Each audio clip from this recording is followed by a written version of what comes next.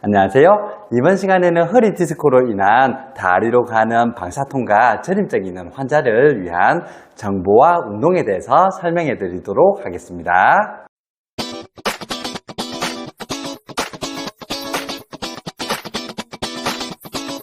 허리 디스크로 인한 방사통이나 저림증 환자들의 경우 디스크가 어느 신경을 압박하는가에 따라서 결국에는 다리로 타고 내려가는 증상이 서로 다르게 되는데요.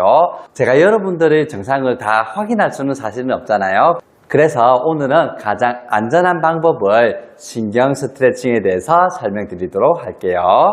여러분들이 제 유튜브 동영상을 미리 한번 본 적이 있다라고 하면 지금 제가 무슨 말을 할 건지 아마 눈치채신 분들도 있을 건데요.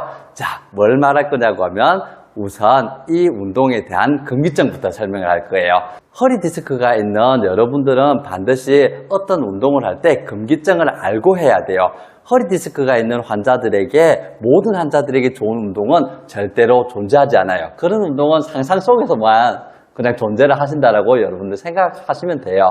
쉽게 말해서 허리 신전조법이 되게 좋다는 이야기들 여러분들이 많이 들어봤지만 맞아요. 허리 신전조법이 가장 많은 환자들에게 도움이 된 건 맞지만 신전조법을 하면 안 되는 환자들도 분명히 있고 그리고 신전조법 때문에 더 방사통이 심해지거나 디스크가 깨져나갔던 환자들도 분명히 존재를 한단 말이에요.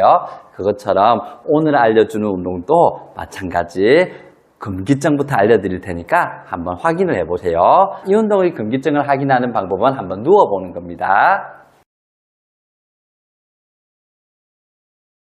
지금처럼 누운 자세에서 여러분들이 이제 한번 한 다리씩 무릎을 편 채로 다리를 들어보세요. 제가 우선 오른쪽 다리가 방사통이 있는 다리라고 한번 가정을 해볼게요. 이 상태에서 팔은 바닥을 짚은 상태에서 다리를 들라고 하면 일반적으로는 왼다리가 잘 올라가고 오른다리가 조금 덜 올라가면서 그리고 방사통이나 저림증이 나타나는 것을 확인할 수 있을 텐데요. 만약 단순히 이 정도라고 하면 오늘 설명드릴 운동 하셔도 됩니다. 그런데 다리를 들어보라고 했더니 방사통이 있는 오른쪽 다리가 갑자기 30도도 들지 못하면서 통증이 나타나요. 방사통이 나타나든지 저림증이 나타나든지 허리에 통증이 나타나서 들 수 없다? 그러면 오늘 운동은 안 하는 게 좋아요.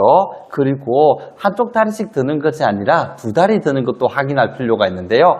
일반적으로 허리 디스크 환자들도 두 다리 들어보라고 하면 두 다리 모두 다 이렇게 잘 올라갔다가 내려가시는 분들도 많거든요. 하지만 일부 환자들의 경우 두 다리를 들어보라고 하면 이렇게 절대로 못 드시는 환자분도 있어요. 허리에 통증이 있든지 방사통이 있든지 드는 힘 자체가 생기지 않아서 말이에요. 이런 환자분들은 오늘 설명드리는 운동을 절대로 따라 하시면 안 돼요.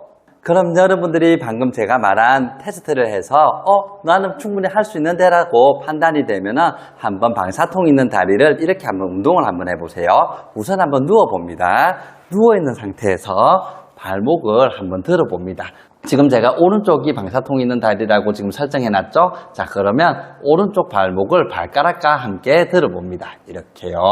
쭉 드세요. 충분히 들었다라고 하면 이제 발목을 한번 내려봅니다. 발가락도 내리면서요. 자, 이렇게 내렸다가 올렸다가를 10번을 반복할 거예요. 내렸다가 올렸다가 내렸다가 올렸다가 이렇게요. 그리고 이때 여러분들은 절대로 올리는 동작은 걱정 안 하셔도 되는데 내릴 때 간혹 쥐가 나려고 하는 분들이 있거든요. 내릴 때는 종아리가 쥐가 나지 않을 정도까지만 내린다는 것을 반드시 기억을 해주세요. 올리는 동작이 사실은 여러분들에게 더 중요한 동작이 맞아요. 그리고 이렇게 10번을 발목을 올리고 내리고를 반복했다라고 하면 이 상태에서 무릎을 굽히고요. 자, 오금 밑에다가 이렇게 팔꿈치를 펴서 깍지를 낍니다. 이렇게 되면 다리가 한번 90도 정도 굽혀지게 되거든요, 바닥에서.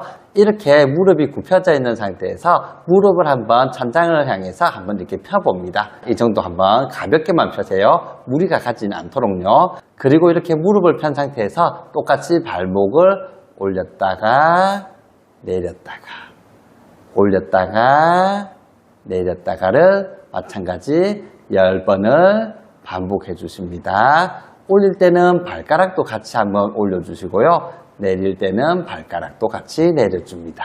쥐가 나지 않을 정도까지 시행을 해주세요.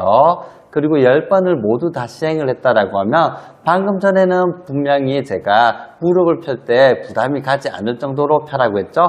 이번에는 아니에요. 무릎을 더 꽉 한번 펴보는 겁니다. 천장을 향해서요. 이 상태에서 발목을 발가락과 함께 듭니다. 그리고 발가락을 다시 발목과 함께 내립니다. 자, 무릎을 최대한 더 신전을 해서 편 상태에서 발목을 내리고 올리고를 10번을 반복을 한번 해보세요. 이렇게 운동을 했다라고 하면 여러분들이 아까 누워서 다리 드는 테스트 있죠?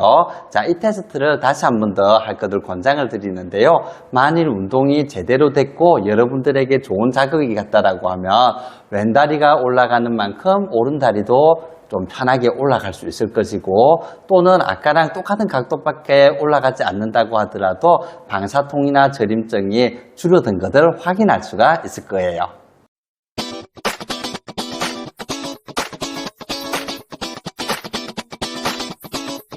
이번 시간에는 허리 디스크로 인해서 다리로 내려가는 저림증이나 방사통이 있는 환자들을 위한 운동을 소개시켜 드렸는데요. 여러분들이 반드시 알아둬야 되는 부분이 하나 있어요. 어떤 부분이냐고 하면 제게 환자가 왔을 때 사실 이런 방식으로의 운동은 소개해 주지는 않아요. 그분들에게 맞춰서 정확한 신경 손상 부위를 파악한 다음에 운동을 설명해 드리기 때문이에요. 그런데 이 유튜브 동영상을 보시는 분들은 제가 볼 수는 없는 거잖아요. 그래서 여러분들에게 가장 안전한 방식의 운동을 설명해 드린 것이다 정도만 좀 이해를 좀 해주시고 이번 운동은 따라해 주셨으면 좋겠어요. 오늘도 시청해 주셔서 감사합니다.